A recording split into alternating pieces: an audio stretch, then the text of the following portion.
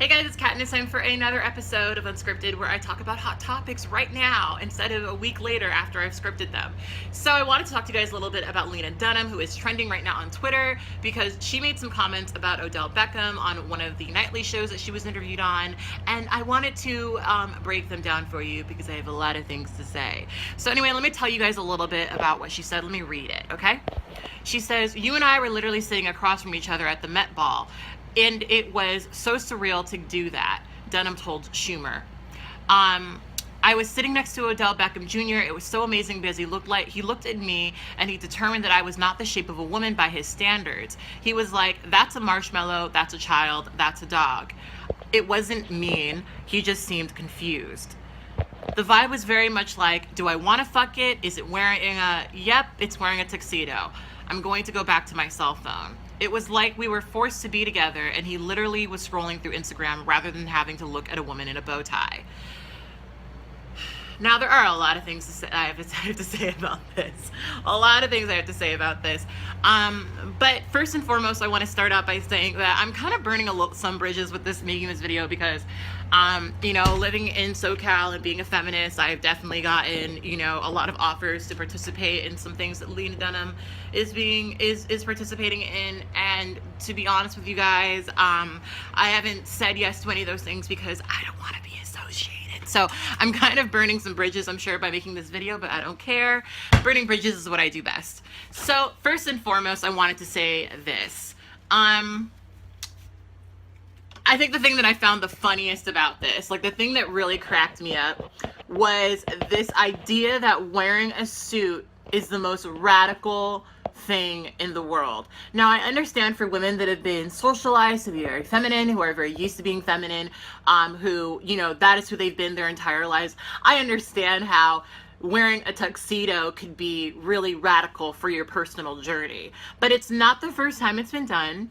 It's not very subversive. It is actually like a feminist go-to. It is like the stereotypical feminist sign, empowering yourself through the clothing that was designed by and for men.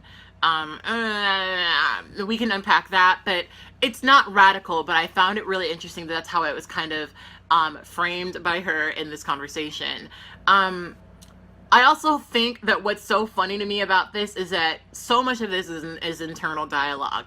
As somebody who has been to events and is socially awkward as hell, I know that when I am just in that space and time where I don't really want to talk to anyone, or like I'm just being awkward at an event, I will be on my phone, Odell Beckham very, very well might not have wanted to interact with you, not because he thought that you looked like, someone who wasn't the shape of a woman, but because he just didn't want to interact with anyone at that moment. Maybe Instagram for him in that moment was a coping mechanism. Maybe it was more comfortable for him. You're projecting all of these things, and this is some shit that I really cannot stand. I mean, what bothers me too is that, of course, there is this perception of black men that they are hypersexual. So of course a black man, I don't know what Odell Beckham's situation is. He may have a girlfriend, he may have a wife, I don't know. Maybe he's involved, maybe he's not looking at any woman, right? But of course you're gonna just assume that because he's a man in a public space that he must be looking at you and looking at other women, for objectification reasons, right? Now, what I also wanted to say, and this is kind of related, and you guys know that I say this in almost any conversation that I have about attraction, about, being a woman of size, being a black woman, being a trans woman. Listen, I don't believe that anyone owes you sexual attraction. I don't believe that. There are people who will go on these long rants about how, it is transphobic, it is racist, it is this, it is that, to not be attracted to certain types of people. And I think that those are very worthwhile conversations. I know there was a person that I was interacting with on Twitter who said that the way that Lena Dunham described her situation was very much the way that a lot of fat women feel. And listen, as a fat woman, I definitely understand where you're coming from. There is this thing where sometimes you're in certain spaces where people just don't want to interact with you because you aren't a skinny white woman, right? I get that. I understand that. But see, the difference between me and I think the average white woman is that I am so many things that I've already embraced are not, typically attractive, right? I am so many things. I'm black, I am plus size, and I'm trans, right?